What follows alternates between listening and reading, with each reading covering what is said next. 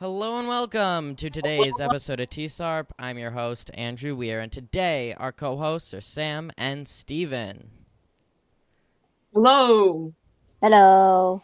Today is a very exciting episode because we have a very special guest, Mrs. Brophy, the Director of CTE, Digital Learning and Innovation at Haupauge Public Schools. If you want, you can introduce yourself or... Oh, hello. My name is Leslie Brophy. I'm a director of CTE, Digital Learning and Innovation at Haupauge Public Schools. Yeah, so we're going to be asking some questions just about, technology at Haupauge schools, some programs we use here. We did an interview, some of the viewers will know, we did an interview with the Director of Technology at Bethpage, so this will be very similar. But without further ado, just to kick it off, how long have you been the Director of CTE at Haupauge? So this is a new role for me. I've been this director since July of this year. Wow, so pretty new, but just kicking it off. We got you right as you're starting the position, and maybe next year or years after that, we can have you back on to see how it's still going. Yeah. I would love that. Yes, it's a new role. It's actually a new role for the district as well. So it's kind of exciting to jump into a new role and kind of make it my own. Pretty cool. All right, Sam, you also had a question, right? Yeah. So, what do you usually do on a day-to-day basis? Oh, that's a hard one because every single day is different. So because my role entails a lot of different things, so career CTE is career and technical education. So I oversee a lot of small departments, the STEAM department, which is in the elementary school. Middle school, we oversee coding and tech ed, which is like woodshop, home and careers. And then at the high school, I oversee the business department and the technology department at the high school. In addition, the digital learning and innovation piece of my job is overseeing a lot of the software tools that we use in the district, overseeing the day-to-day management of the tools, the professional development on these tools for the teachers. And then I'm always looking for innovative ways to use these tools in the classroom or innovative strategies for teaching. Yeah, that's a lot of work.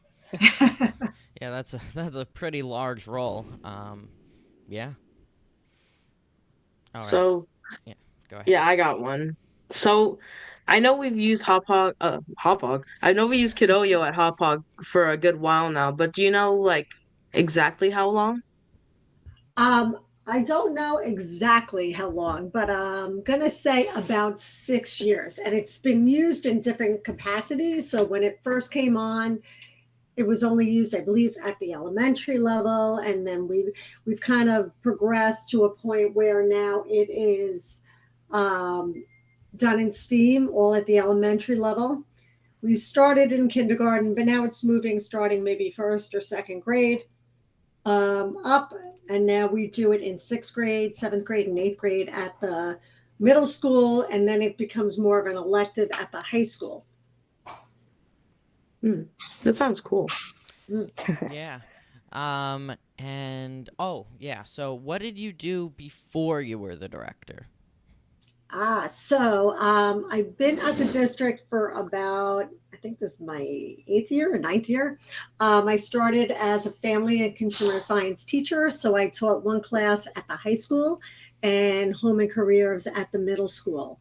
And then about 2020, I became a technology integration specialist. And I also taught like one class of home and careers. But what I did is oversaw the professional development for the district and supported teachers using different technology in the classroom. And of course, that was a year that we went out with COVID. So my job became increasingly very important as one-to-one devices were distributed to students and teachers were relying on technology just to work with all the students.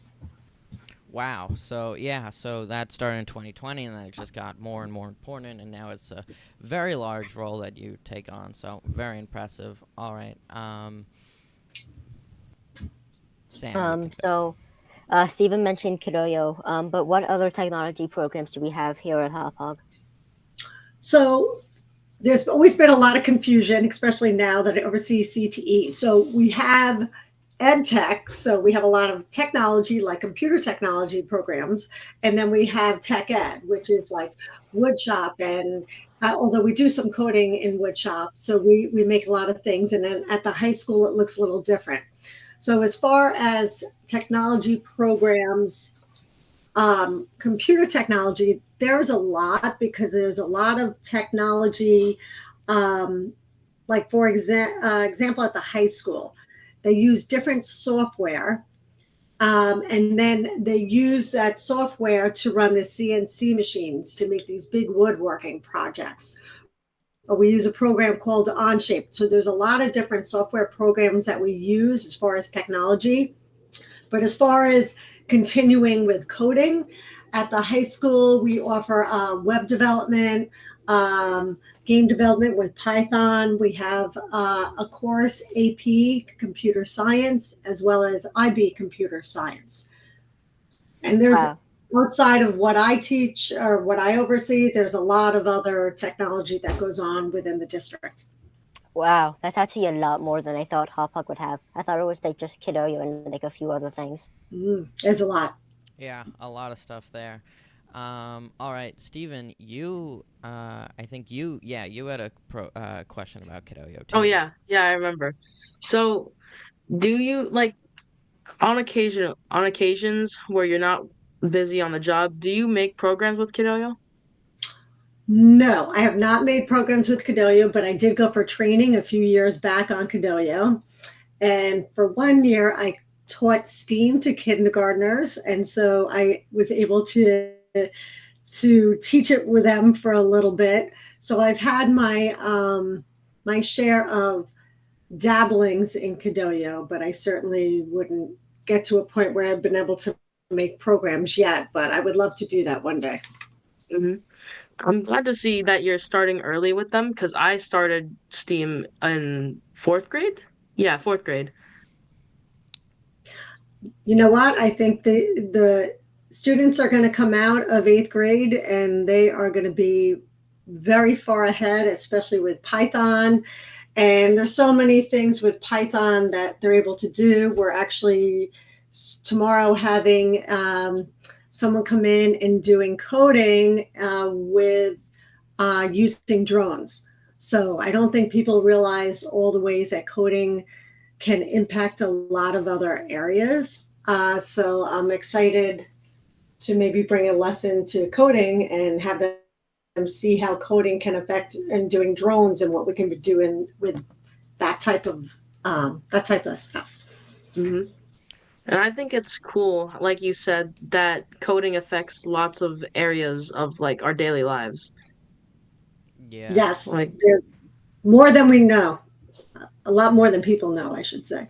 Yeah, like I think that, like Steven said, starting early is very important because technology and coding is everywhere right now, in the world, and it has been for a while, and it's just becoming a larger and larger need. So the more that the students, especially earlier in life, because it's early to, it's easier to grasp, especially earlier, and you learn it better, and it's kind of something you grow up with. So starting young is very important.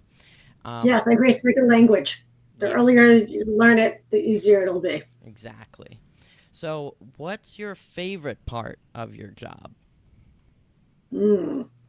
I have a lot, but I would think relationships with teachers, students, other administrators. I love the everyday interactions with other people. I love seeing what the students are doing within my departments.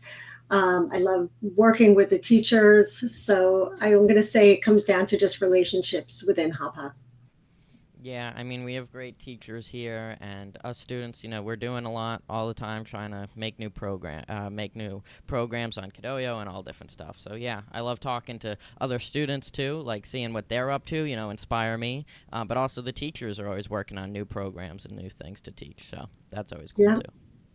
Yep. So on the opposite side of Andrew's question, what challenges do you face in your job?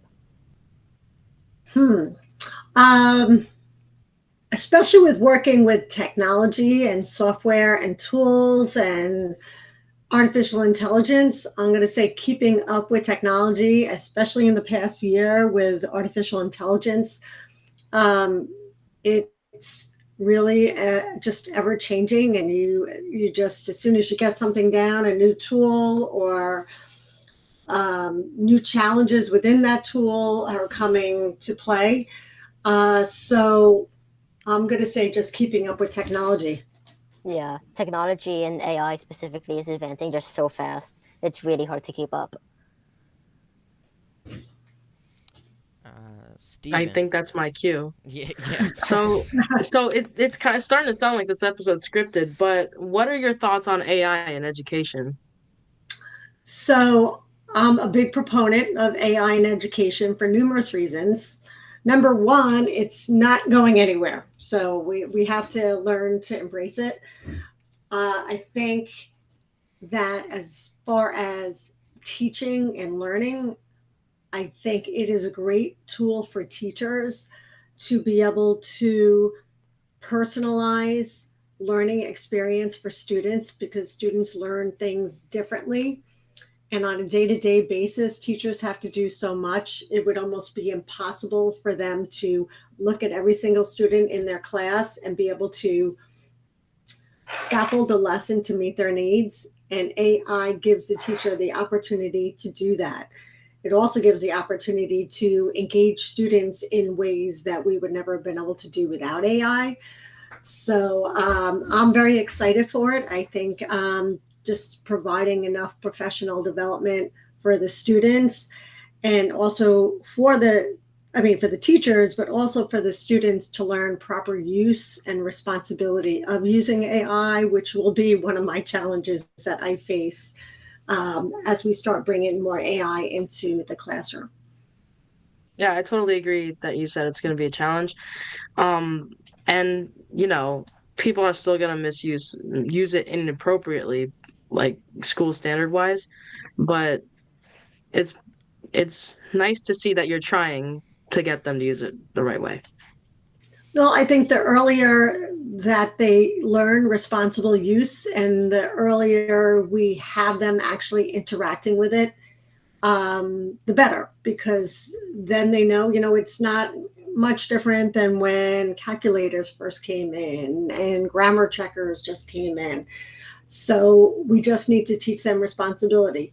And how can they use AI to maybe generate ideas for a paper, but not to write the paper for them? So, I think learning what is considered cheating and what's not considered cheating, and what is a guide or a support for them, is going to be the challenge. Where is that balance?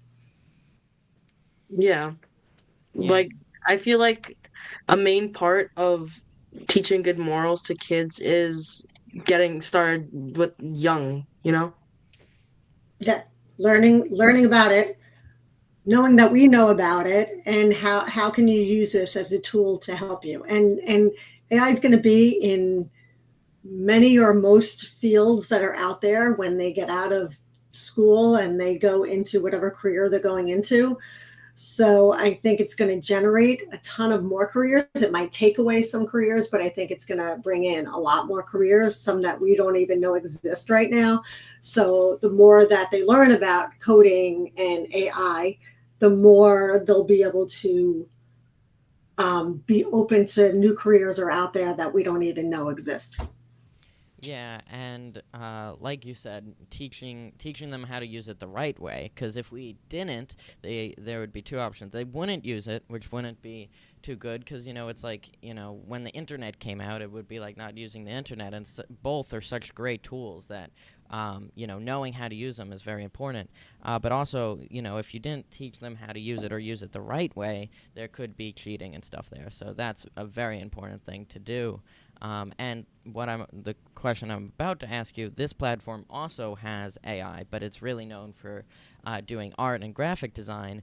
And I know that you've used it in the past and you've talked about it with teachers, and we've really started using it a lot here at school.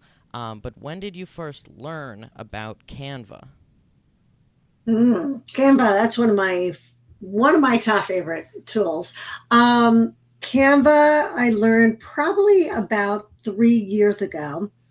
I think it's been around forever within the business world, but it became where Canva offered it free for educators within education.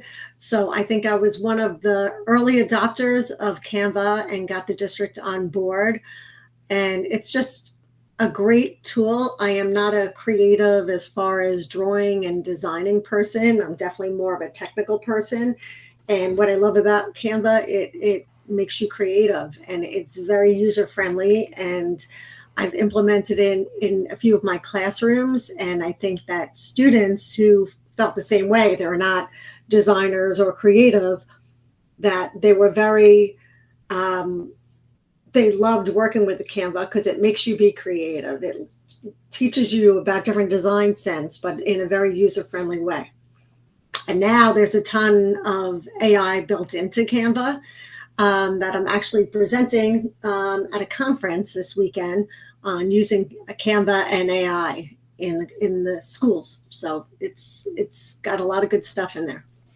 Wow, yeah, I know. I've in a few of our classes, I know a lot of teachers are now using it for putting different stuff up in the Google Classrooms, like different announcements, right? If there's a big announcement, they make a little nice thing in Canva, and we've used it for making presentations instead of Google Slides, because Google Slides is nice, but it's very basic in what it can do, not a lot of creativity there. They mostly have like just, maybe 10 different templates. Canva has, an infinite amount of elements you can put in and templates and all different stuff. So we love Canva. And we also use it for a lot of the art and graphic design, or most of the art and graphic design on this podcast. The logo I made in Canva, and Sam makes, or the Tsarp font is from Canva, and the logo Sam, I think, also made in Canva. So yeah, we like, nice. We really like Canva here. Yeah, I love Canva. It's a great program. Yeah. Yeah.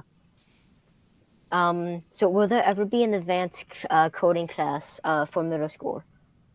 I would love that. I would like to say yes in the future. It becomes very difficult with scheduling to allow everyone's schedule that anyone who'd wanted to go into an advanced level coding class that would be able to get into it. So as much as I would say yes, scheduling is always one of the challenges of having electives at the middle school level. Mm-hmm. But I am looking into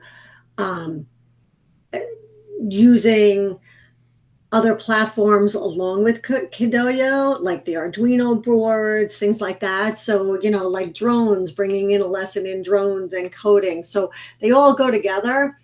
So I would like to bring in other options, and maybe it could be more choice within the classroom, so everyone likes different things. So that's something that I'm thinking about. And I'm also looking at the high school and what other coding courses or computer science courses that I could bring to the high school.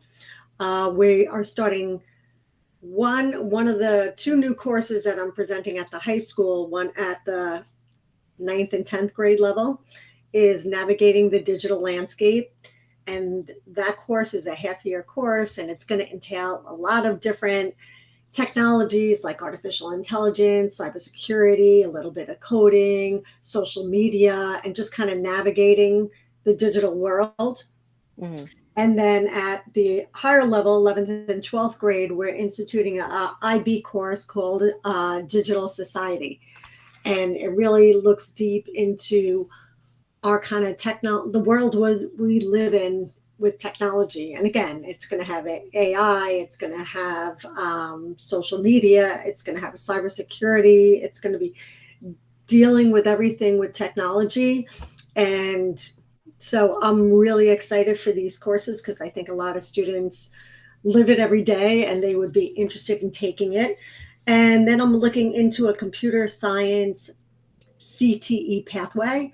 So they would get a CTE endorsement when they graduate high school in computer science. So I think it would look really good for those students looking to go into computer science into college.